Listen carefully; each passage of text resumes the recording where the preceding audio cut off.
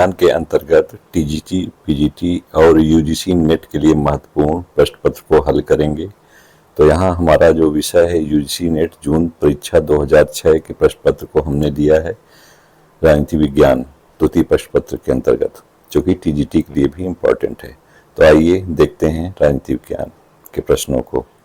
पहला प्रश्न है, आदर्श राज्य के विचार में प्लेटो ने बुभुक्षा शब्द का प्रयोग निम्न में से किस वर्ग के संदर्भ में किया है? तो इसका आंसर जैसा कि आप लोग देख रहे हैं, इसका आंसर है शिल्पकार। आइए विस्तार से व्याख्या देखते हैं। प्लेटो के आदर्श राज्य की आधारशिला न्याय के सिद्धांत पर आधारित है। चूंकि आदर्श राज्य में 3 वर्ग होते हैं और कार्य विभाजन एवं विशिष्टीकरण की धारणा के आधार पर तीनों वर्ग अपना अपना कार्य करते हैं, आदर्श राज्य के विचार में प्लेटो ने बुभुक्षा शब्द का प्रयोग शिल्पकार के लिए किया है। किसके लिए किया है? तो शिल्पकार के लिए किया है। अगले प्रश्न की ओर बढ़ते हैं। अगला प्रश्न है, सर्वश्रेष्ठ व्यवहारिक राज्य का विचार निम्न में से किस विचारक का योगदान है? 4 ऑप्शन आपके समक्ष है। तो इसमें से आंसर है अरस्तु। इसकी व्याख्या को देखते हैं। सर्वश्रेष्ठ व्यवहारिक राज्य के रूप में अरस्तु पोलिटी शब्द का प्रयोग करता है, जिसमें मध्यम सद्गुण पाया जाता है। पॉलिटी लोकतंत्र व गुटतंत्र का सम्मिलित रूप है, जिसमें संख्या व विवेक का समन्वय होता है। अर्थात सर्वश्रेष्ठ व्यवहारिक राज्य को किस विचारक ने बताया है? अरस्तु ने बताया है, और उसको क्या नाम दिया है? पॉलिटी नाम दिया है। अगला प्रश्न देखते हैं। अगला प्रश्न मिलान करने से संबंधित है। यहाँ मिलान किया हुआ देखिए। धर्मनिरपेक्षता का सिद्धांत किसने दिया है? ये दिया है मैकियावेली ने। सहमति का सिद्धांत दिया है लॉक ने। व्यक्तिवादी सिद्धांत दिया है हॉब्स ने। और स्वतंत्रता का सिद्धांत दिया किसने? रूसो ने। अगला प्रश्न देखते हैं। अगला है, निम्न में से कौन से जोड़े का सही मिलान नहीं है? मतलब इनमें 3 सही होंगे और 1 सही नहीं होगा।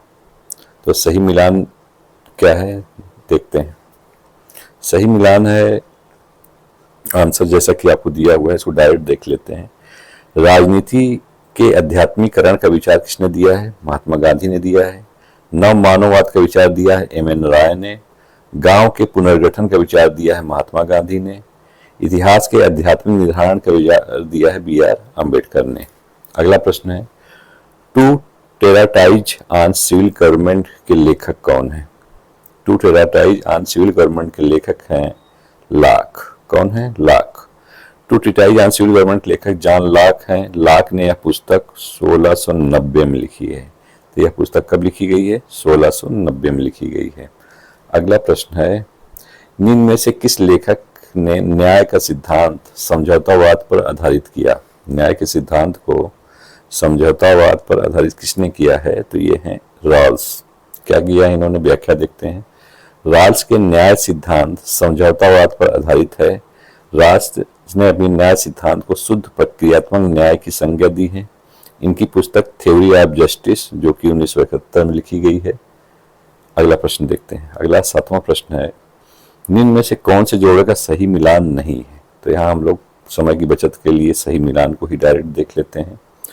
2 तलवारों का सिद्धांत का मुख्य प्रतिपादक पोप ग्लेसियस प्रथम है। कौन है? पोप ग्लेसियस प्रथम है 2 तलवारों के सिद्धांत के मुख्य प्रतिपादक। न्याय का वितरणात्मक सिद्धांत दिया है रॉल्स ने। रॉल्स ने न्याय का कौन सा सिद्धांत दिया है? तो वितरणात्मक सिद्धांत दिया है। अंतर्विरोध का विचार दिया है किसने? माओ ने। अंतर्विरोध का विचार दिया है माओ ने। नव मानववाद का विचार दिया है किसने? एम एन राय ने। अगले प्रश्न की ओर बढ़ते हैं। अगला प्रश्न है, चर्च की सरकार इसके सदस्यों की सहमति पर आधारित है। इस विचार की पुष्टि किसने की है? फिर से दोहराते हैं। चर्च की सरकार इसके सदस्यों की सहमति पर आधारित है। इस विचार की पुष्टिकर्ता कौन है? तो यह है परिषदिक आंदोलन। यह इसकी पुष्टिकर्ता किसने की है? परिषदिक आंदोलन ने की है। व्याख्या देखते हैं। मध्य युग में चर्च सर्वोच्च सत्ता का केंद्र था। राज की सभा भी उसके अधीन और नियंत्रण में थी। चर्च की सरकार इसके सदस्यों की सहमति पर आधारित है। इस विचार की पुष्टि परिषदिक आंदोलन ने की।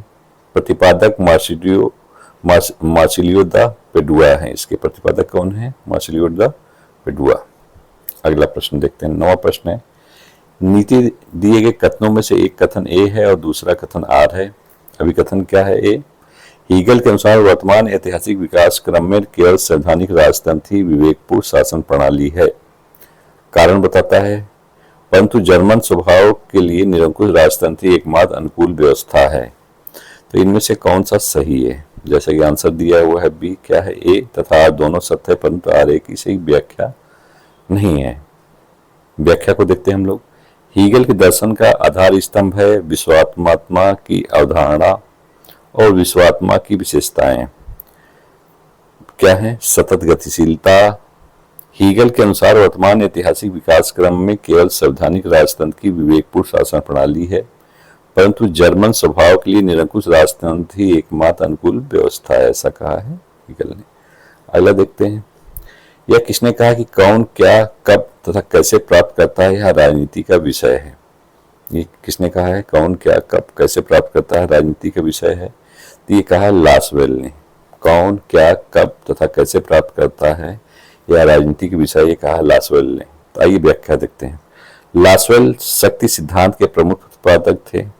इनकी पुस्तक politics how get what when why 1936 है। 1936 में लिखी गई है। ये पुस्तक का नाम इनका politics how get what when why, ये पुस्तक का नाम है। अगला प्रश्न देखते हैं। संवैधानिक वाद की परिश्रमी अवधारणा की मुख्य विशेषताएं क्या हैं? तो इसकी मुख्य विशेषताएं क्या है? आंसर जैसा दिया है डायरेक्ट हम लोग देखते हैं। तो विधि के शासन इसकी विशेषता है, प्रतिनिधि संस्थाएं इसकी विशेषता है और सशक्त लोकमत इसकी विशेषता है। व्याख्या को देखते हैं।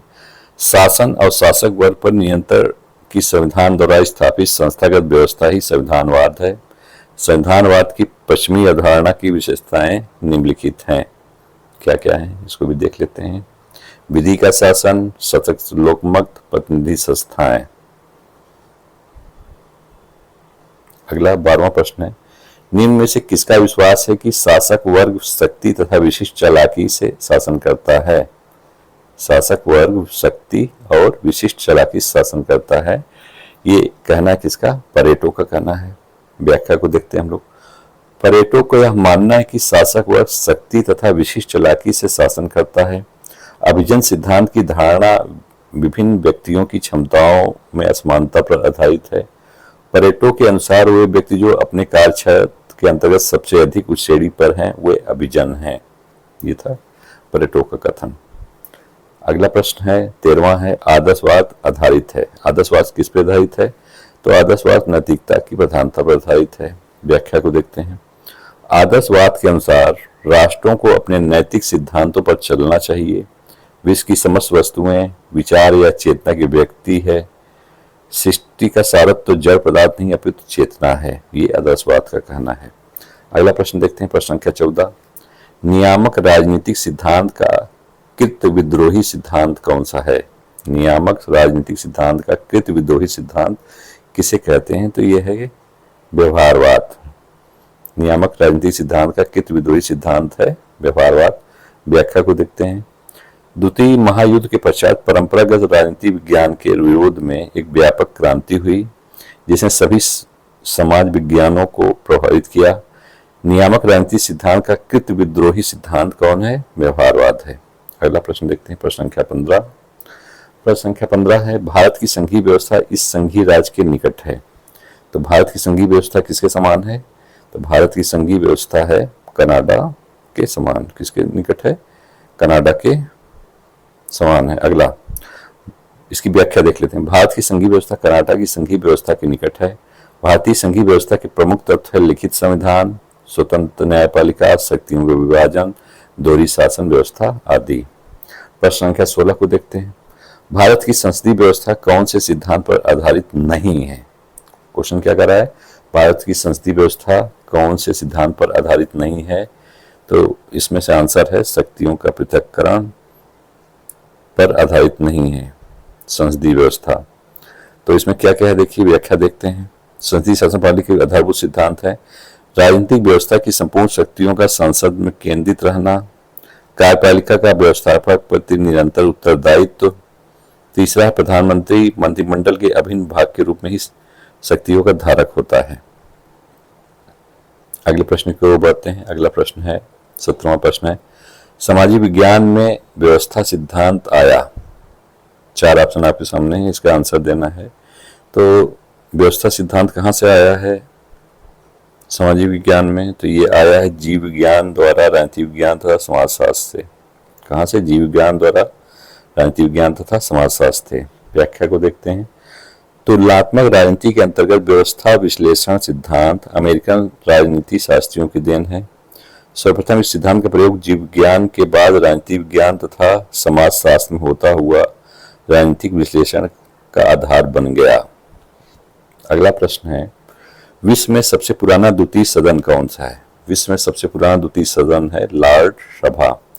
लॉर्ड सभा को इंग्लैंड की लोकतांत्रिक प्रणाली में कुलीनतंत्री संस्था कहा जा सकता है, क्योंकि इसकी सदस्यता का आधार वंशागत है। लॉर्ड सभा विश्व में सबसे पुराना द्वितीय सदन है। अगले प्रश्न को देखते हैं। अगला प्रश्न है, लुसियन पाई के अनुसार राजनीतिक विकास के संकट हैं। लुसियन पाई ने राजनीतिक विकास का संकट किसको कहा है, ये प्रश्न पूछ रहा है। तो आंसर जैसा आप लोग देख रहे हैं बी को दिया हुआ है। देख लेते हैं इनके अनुसार क्या है। लुसियन पाई के अनुसार राजनीतिक विकास के संकट निम्नलिखित हैं। वैधता का संकट है, नगरीकरण तथा औद्योगिकरण का संकट है, सहभागिता का संकट है। प्रश्न संख्या 20 को देखते हैं। निम्न में से कौन से देश में संसदात्मक तथा अध्यात्मक शासन प्रणाली का मिश्रण है? तो संसदात्मक और अध्यात्मक दोनों शासन प्रणाली का मिश्रण है कहाँ? फ्रांस में। व्याख्या को देखते हैं। फ्रांस की शासन प्रणाली संसदात्मक तथा अध्यात्मक शासन व्यवस्था का मिश्रण है। 1958 के संविधान ने 5वें गणराज्य की स्थापना की थी, जिसमें न तो राष्ट्रपति सरकार का प्रावधान है, न संसदीय सरकार का, बल्कि इसमें दोनों तत्वों का मिला दिया गया है। तो ऐसी व्यवस्था कहाँ है? फ्रांस में है। अगला प्रश्न देखते हैं। राजनीतिक दलों का त्रिवर्गीकरण एक दल पद्धति, द्विदल, बहुदल पद्धति में किसने बांटा है? मतलब राजनीतिक दलों का त्रिवर्गीकरण किया है। कौन सा त्रिवर्गीकरण है? एक दल पद्धति है, द्विदल पद्धति है, बहुदल पद्धति। तो ये बांटा किसने है? तो बांटा जीन ब्लॉन्डेल ने। राजनीतिक दलों को 3 वर्गों में बांटा है जीन ब्लॉन्डेल ने। व्याख्या को आइए यहां देखते हैं।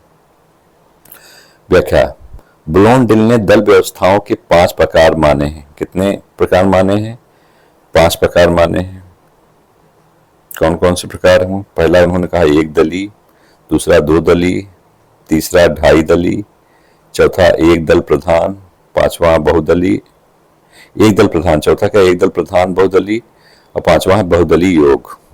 तो ये 5 प्रकार मानने हैं किसने? ब्लॉन्डेल ने। अगले प्रश्न देखते हैं। निम्न देशों में से किस देश के प्रत्येक राज्य का अपना अलग संविधान है? तो प्रत्येक राज्य का, ये संयुक्त राज्य अमेरिका जो है देश, इसमें कई राज्य हैं और हर राज्य का अपना एक अलग संविधान है। व्याख्या को देखते हैं। संयुक्त राज्य अमेरिका में प्रत्येक राज्य का अपना अलग संविधान है। अमेरिकी राजनीति का सर्वाधिक रंगीन और आकर्षक तत्व अमेरिका के राष्ट्रपति पद है। इस पद के योग्य व्यक्ति का निर्वाचन एक निर्वाचक मंडल द्वारा किया जाता है। अगला प्रश्न है, राज्य पुनर्गठन आयोग के अध्यक्ष कौन थे? तो राज्य पुनर्गठन आयोग के अध्यक्ष थे जस्टिस फजल अली। कौन थे? जस्टिस फजल अली। व्याख्या को देखते हैं। भारत सरकार को दिसंबर 1953 में एक 3 सदस्यीय राज्य पुनर्गठन आयोग जस्टिस फजल अली की अध्यक्षता में गठित करने के लिए विवश होना पड़ा। पंडित हृदयनाथ कुजरू, के.एम. पडिक्कर इसके सदस्य थे और फजल अली तो थे ही। ये 3 लोग बन के राज्य पुनर्गठन आयोग बना था। कब बना था? 1953 में। अगला है, प्रथम भारतीय गवर्नर जनरल कौन थे? तो प्रथम भारतीय गवर्नर जनरल की बात कर रहा है तो ये थे सी राजगोपालाचारी। व्याख्या को देखते हैं। प्रथम भारतीय गवर्नर जनरल सी राजगोपालाचारी थे। सी राजगोपालाचारी की गवर्नर जनरल पद पर नियुक्ति 1947 के भारतीय स्वतंत्रता अधिनियम के आधार पर किया गया था। प्रथम राष्ट्रपति जैसा आपको पता है डॉक्टर राजेंद्र प्रसाद थे। प्रथम उपराष्ट्रपति सर्वपल्ली राधाकृष्णन थे और प्रथम लोकसभा के अध्यक्ष थे गणेश वासुदेव मावलकर। अगले प्रश्न की ओर बढ़ते हैं। 25वां नंबर का प्रश्न है, निम्न में किसका अध्यक्ष प्रधानमंत्री नहीं है? तो प्रधानमंत्री अध्यक्ष होता है राष्ट्रीय विकास परिषद का। सही है। केंद्रीय मंत्रिमंडल का अध्यक्ष तो प्रधानमंत्री होता ही है। योजना आयोग का भी अध्यक्ष होता है प्रधानमंत्री। इन वित्त आयोग का अध्यक्ष प्रधानमंत्री नहीं होता है। व्याख्या देखते हैं। वित्त आयोग में एक अध्यक्ष और 4 अन्य सदस्य होते हैं जिनकी नियुक्ति राष्ट्रपति द्वारा की जाती है। उनकी पुनर्नियुक्ति भी हो सकती है, ये कहता है अनुच्छेद 280। प्रधानमंत्री, राष्ट्रीय विकास परिषद, योजना आयोग, केंद्रीय मंत्रिमंडल तीनों का अध्यक्ष होता है। वर्तमान में 15वें वित्त आयोग के अध्यक्ष कौन है? एन.के. सिंह है, एन.के. सिंह। 26वें प्रश्न को देखते हैं। संविधान के कौन से अनुच्छेद के आधार पर भारत के राष्ट्रपति का महाभियोग किया जा सकता है? भारत के राष्ट्रपति पर महाभियोग किया जा सकता है, ये अनुच्छेद 56 एवं 61 के अनुसार भारत के राष्ट्रपति पर महाभियोग किया जा सकता है। व्याख्या देखते हैं। राष्ट्रपति पर संविधान का उल्लंघन करने की स्थिति में उस पर महाभियोग चलाकर उसे पद से हटाया जा सकता है। इसकी व्याख्या अनुच्छेद 61 में दी गई है। यहाँ देख लेते हैं अन्य जो अनुच्छेद वो क्या कर। अनुच्छेद 76 भारत के महान्यायवादी की बात करता है। अनुच्छेद 56 राष्ट्रपति के कार्यकाल की बात करता है। अनुच्छेद 75 प्रधानमंत्री की नियुक्ति राष्ट्रपति द्वारा की गई इसकी बात करता है। अनुच्छेद 79 संसद के गठन की बात करता है। अगला प्रश्न देते हैं, प्रश्न संख्या 27। भारत के संविधान में बयालीसवां संविधान संशोधन द्वारा कौन से शब्द जोड़े गए हैं? तो इसका आंसर है धर्मनिरपेक्ष एवं समाजवाद शब्द जोड़े गए। व्याख्या देखते हैं। भारत के संविधान में बयालीसवें संविधान संशोधन 1976 द्वारा समाजवादी, पंथनिरपेक्ष एवं अखंडता शब्द को जोड़ा गया है। पंथनिरपेक्ष एवं अखंडता शब्द को जोड़ा गया। अगला है 28वां प्रश्न है, लोकसभा एवं राज्य विधानसभाओं की अवधि 5 से 6 साल तक बढ़ाई गई थी किस संशोधन द्वारा? तो ये किया गया था 42वें संविधान संशोधन द्वारा। व्याख्या देखते हैं। लोकसभा व राज्य विधानसभा की अवधि 5 से 6 वर्ष बढ़ाई गई थी 42वें संविधान संशोधन 1976 द्वारा। संविधान के अनुच्छेद 83 के अंदर यह प्रावधान किया गया है कि आपातकाल की स्थिति में लोकसभा की अवधि को बढ़ाया जा सकता है। 44वें संविधान संशोधन 1976 द्वारा पुनः अवधि 5 वर्ष कर दी गई थी। अगला प्रश्न देखते हैं। राज्य के मंत्रियों पर अभियोग केवल अनुमोदन से हो सकता है। किसके अनुमोदन से हो सकता है, ये प्रश्न किया है। राज्य के मंत्रियों पर अभियोग जो है राज्यपाल के अनुमोदन पर हो सकता है। व्याख्या है, मुख्यमंत्री के परामर्श से ही राज्यपाल द्वारा अन्य मंत्रियों की नियुक्ति की जाती है। ये प्रावधान है 154 में। मंत्रिपरिषद में विभागों का वितरण करना, मंत्रिमंडल बैठक की अध्यक्षता करना इत्यादि कार्य मुख्यमंत्री के हैं, किंतु राज्य के मंत्रियों पर अभियोग केवल राज्यपाल के अनुमोदन से ही हो सकता है। किसके अनुमोदन पर? राज्यपाल के अनुमोदन पर ही हो सकता है। अगला देखते हैं, भारत में सामाजिक रूप से सबसे उन्नत राज्य कौन है? तो ये किस रूप में बात किया? सामाजिक रूप से बात किया है। भारत में सामाजिक रूप से सबसे उन्नत राज्य केरल है। भारत की सामाजिक रूप से सबसे उन्नत राज्य केरल है। वर्तमान समय में सामाजिक व शैक्षिक रूप से भारत का सबसे उन्नत राज्य यही है। अगला प्रश्न है, नीचे 2 कथन दिए गए हैं, एक कथन ए तथा दूसरा कथन आर है। नीचे दिए कूटों से सही उत्तर चुनिए। भारतीय संविधान के अनुच्छेद 312 के अनुसार राज्यसभा राष्ट्र हित में नवीन अखिल भारतीय सेवा में सृजन निर्माण कर सकती है, ये कह रहा है। कारण क्या कह रहा है? राज्यसभा राष्ट्र हित को प्रशस्त ढंग से परिभाषित कर सकती है। तो ये दोनों सही है, या दोनों सत्य है, आर की सही व्याख्या है। व्याख्या देखते हैं। अनुच्छेद 312 के अनुसार राज्यसभा उपस्थित तथा मतदान में भाग लेने वाले सदस्यों के कम से कम 2/3 बहुमत द्वारा प्रस्ताव पास कर किसी नवीन अखिल भारतीय सेवा का निर्माण कर सकती है। प्रश्न संख्या 32 देखते हैं, मिलान करना है। तो यहाँ मिलान का आंसर हम लोग डायरेक्ट देख लेते हैं। पीवी नरसिंह राव ने कौन सी नीति लाई थी? तो पूर्व की ओर देखो नीति लाई थी, पीवी नरसिंह राव द्वारा लाई गई थी, पूर्व की ओर देखो नीति। अगला है मोरारजी देसाई, ये वास्तविक असंलग्नता की नीति लाए थे। अटल बिहारी वाजपेयी ने पोखरण सेकंड परीक्षण किया था। राजीव गांधी ने 6 राष्ट्रों का शिखर सम्मेलन में भाग लिया था। किसने? राजीव गांधी ने। अगला प्रश्न है 33वां प्रश्न है, लोक प्रशासन की विषय के रूप में उत्पत्ति हुई, मतलब लोक प्रशासन की विषय के रूप में उत्पत्ति कहाँ हुई है? तो हुई है संयुक्त राज्य अमेरिका में। व्याख्या देखते हैं। लोक प्रशासन के एक विषय के रूप में उत्पत्ति संयुक्त राज्य अमेरिका में हुई। वुडरो विल्सन को फादर ऑफ पब्लिक एडमिनिस्ट्रेशन कहा जाता है। किसको? वुडरो विल्सन को फादर ऑफ पब्लिक एडमिनिस्ट्रेशन कहा जाता है। लोक प्रशासन का पिता कहा जाता है वुडरो विल्सन को। प्रश्न संख्या 34 है, लोक प्रशासन के अध्ययन का प्राचीनतम दृष्टिकोण कैसा है? तो लोक प्रशासन के अध्ययन प्राचीनतम दृष्टिकोण क्या था? दार्शनिक दृष्टिकोण था। कैसा दृष्टिकोण था? दार्शनिक दृष्टिकोण था। व्याख्या क्या कहती है? लोक प्रशासन के अध्ययन का प्राचीनतम दृष्टिकोण दार्शनिक दृष्टिकोण है। संयुक्त राज्य अमेरिका में 18वीं शताब्दी के अंत में प्रकाशित विश्वकोश फेडरल लिस्ट के 72वें परिच्छेद में अमेरिका के पहले वित्त मंत्री हैमिल्टन ने लोक प्रशासन के अभिप्राय और क्षेत्र को सुस्पष्ट व्याख्या की है। प्रश्न संख्या 35 को देखते हैं। प्रश्न संख्या 35 क्या कहता है? निम्नलिखित में से किसने सार्वजनिक तथा निजी प्रशासन में स्पष्ट अंतर किया है? तो सार्वजनिक और निजी प्रशासन में स्पष्ट अंतर पॉल एच एपलबी ने किया है। व्याख्या है, पॉल एच एपलबी ने सार्वजनिक तथा निजी प्रशासन में अंतर किया है। लोक प्रशासन की को राजनीति विज्ञान से पृथक अध्ययन के रूप में प्रतिष्ठित करने में एल.डी. वाइट का महत्वपूर्ण योगदान रहा है। इन्होंने राजनीति विज्ञान द्वैत भाव पर जोर दिया। अगला प्रश्न है, नव लोक प्रशासन पर प्रथम पुस्तक संपादित हुई थी किसके द्वारा? तो ये हुई थी फेक मेन्यूनो द्वारा नव लोक प्रशासन पर पहली पुस्तक। व्याख्या देखते हैं। नव लोक प्रशासन पर प्रथम पुस्तक फेक मेरिनो के द्वारा संपादित हुई। इस पुस्तक का नाम है towards a new public administration the Minnowbrook perspective 1971। अगला प्रश्न देखते हैं। एल्टन मेयो तथा उसके साथियों द्वारा हाथोन प्रयोग किए जाने से नव विचार उत्पन्न हुए जिन्हें कहा गया मानव संबंध सिद्धांत। व्याख्या किसको देखते हैं। मानव संबंध सिद्धांत के आधारभूत नियम अमेरिकन समाजशास्त्री एल्टन मेयो द्वारा इस शताब्दी के दूसरे दशक के अंतिम तथा तीसरे दशक के प्रारंभिक चरण में प्रबंध किया गया था।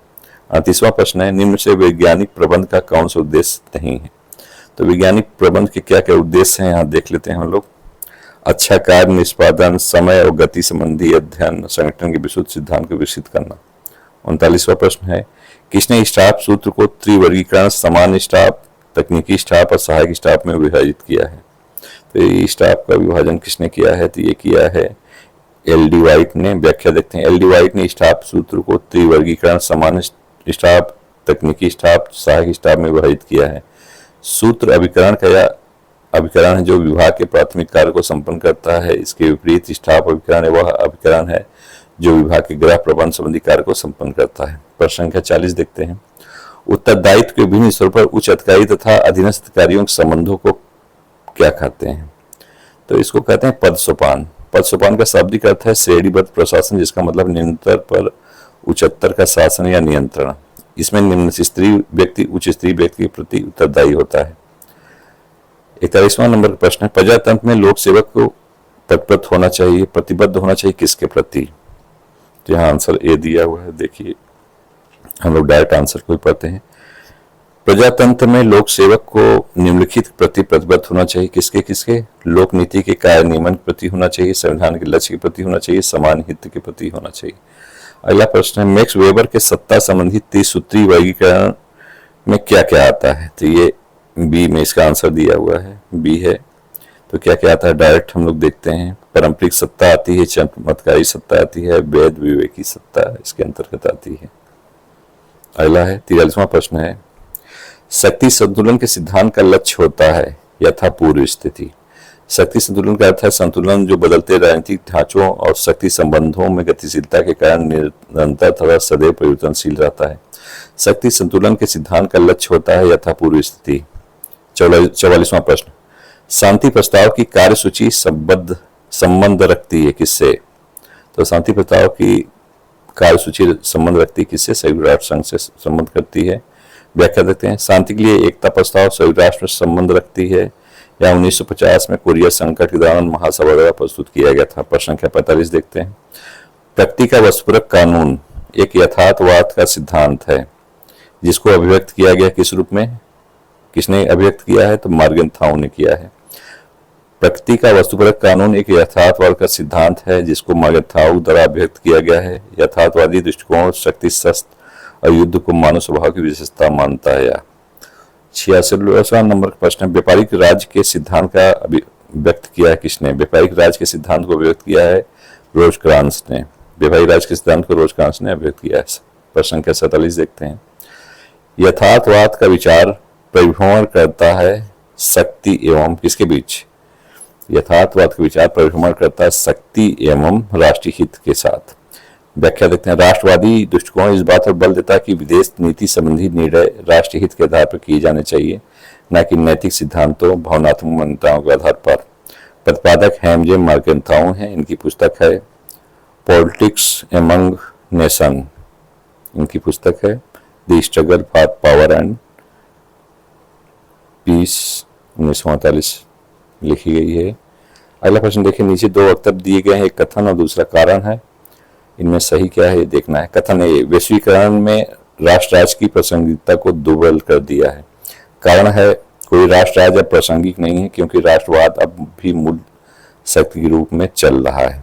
तो इसका आंसर देख लेते हैं, डायरेक्ट बी आंसर है, या दोनों सत्य है लेकिन व्याख्या सही नहीं है। व्याख्या देखते हैं, भूमंडलीकरण राष्ट्रों की राजनीतिक सीमाओं के आर पार आर्थिक लेन देन की प्रक्रियाओं, उनके प्रबंधन का प्रवाह है। विश्व अर्थव्यवस्था में आय खुलापन, आपसी जुड़ाव और परस्पर निर्भरता के फैलाव को भूमंडलीकरण कहा जाता है।